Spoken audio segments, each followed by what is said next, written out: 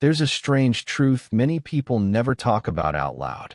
Some people can only start cleaning when they're angry, not when they're calm, not when they're relaxed, not when they have time, but when frustration builds, when irritation rises, when something inside snaps. That's when the cleaning begins. Suddenly, everything gets wiped, scrubbed, reorganized, and thrown away. It's like an emotional switch turns chaos into motivation. But why? Why does anger become the trigger for action, especially action that's supposed to feel peaceful or responsible? Why do some people need emotional heat before they can move their body and take control of their space?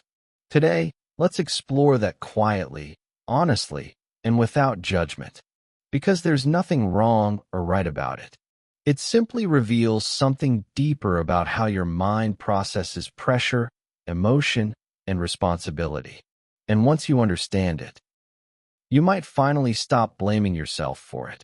For some people, cleaning requires energy, not physical energy, but emotional energy.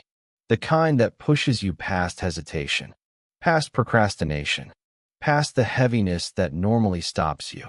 Cleaning isn't just a task. It's a decision. It's focus. It's commitment. And for many minds, those things only activate when emotion reaches a certain level. Anger becomes a spark, a flame that burns through the mental fog. A moment where suddenly everything is clear. This needs to be done. Now, it's not the cleaning they needed. It's the emotional momentum. Anger creates movement where there was none. There's also something psychological happening beneath the surface. When you feel calm or emotionally neutral, your mind might be too tired, too overwhelmed, or too disconnected to start cleaning. But when anger hits, your nervous system becomes alert. Your body becomes active. Your brain switches into problem-solving mode. It's like all the energy that was stuck turns into action. For some people, anger is the only time they feel a surge of control, a sense of power, a moment where everything inside finally pushes outward, and cleaning becomes the outlet, the safe place to direct that emotional storm. It's not about the mess. It's about releasing something that's been trapped inside. There's also the question of emotional overload. Many people who clean only when angry are also the kind of people who feel deeply. They absorb stress quietly, carry guilt silently, and hold themselves together even when they're tired. They avoid confrontation. They avoid expressing frustration. They avoid asking for help. So their anger doesn't explode outward. It implodes inward, until it needs somewhere to go, until it needs a target. And the mess becomes the target. A pile of dishes becomes a safe enemy. A dirty floor becomes something they can control. A cluttered room becomes something they can fix. When life itself feels harder to fix, cleaning becomes emotional release disguised as productivity. Some people also grew up in environments where cleaning was tied to emotion. Maybe they were only pushed to clean when someone was upset. Maybe chores were demanded sharply, loudly, angrily. Maybe cleaning became associated with urgency, not calmness, with pressure, not peace. So now, as adults, their brains replay that pattern. Calmness doesn't activate cleaning mode, because cleaning was never connected to calmness. Anger, however, that feels familiar. That feels like the signal to start. It's not your fault. It's conditioning, and your brain is simply doing what it learned a long time ago. There's another layer that many people never realize. When you're angry, your mind craves control. Not control over people, but control over environment. Because when emotions feel chaotic inside, you reach for something outside of you that you can manage. Cleaning becomes a way to create order. When your heart feels messy, scrubbing becomes a way to release frustration. Throwing things away becomes a way to let go of emotional weight.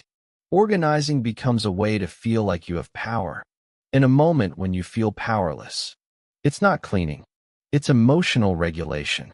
It's your mind trying to calm itself. through action.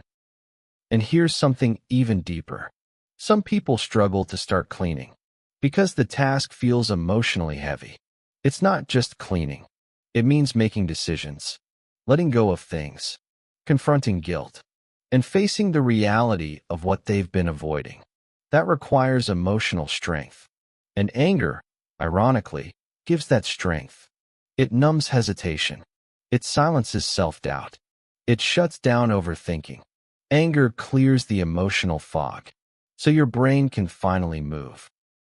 You're not cleaning because you're angry. You're cleaning because anger temporarily removes your fear of starting. There's also a connection between anger and clarity. When you're angry, the world becomes sharper. Your mind focuses. Distraction disappears. Suddenly, things that didn't bother you before feel unbearable. A dirty sink, a messy floor, a cluttered shelf, things you ignored for days, suddenly feel like they're screaming for attention. This isn't irritability. It's emotional contrast. When your inside feels chaotic, your outside chaos becomes impossible to tolerate. Cleaning becomes a way to restore balance between your inner world and your environment. So if you're someone who only cleans when they're angry, you're not lazy. You're not irresponsible. You're not strange. You're emotional. You're sensitive. You're overwhelmed sometimes. And your anger becomes the doorway your brain uses to transform stuck energy into movement. It makes sense. More sense than you think.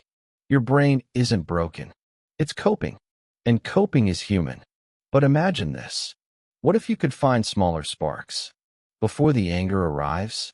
What if you could create energy without waiting for frustration? What if cleaning could become not a release, but a form of peace? You don't have to force yourself. You don't have to change overnight. But you can start by understanding yourself, by being gentle with the part of you that carries more emotional weight than others can see, by realizing that anger wasn't the problem. It was the signal that your environment matters, the signal that your mind needs space, the signal that your emotions need movement. And once you honor that, you can slowly learn to move, even without the fire, not because you should, but because you deserve to feel calm before the anger ever comes. Speech balloon, are you like this too?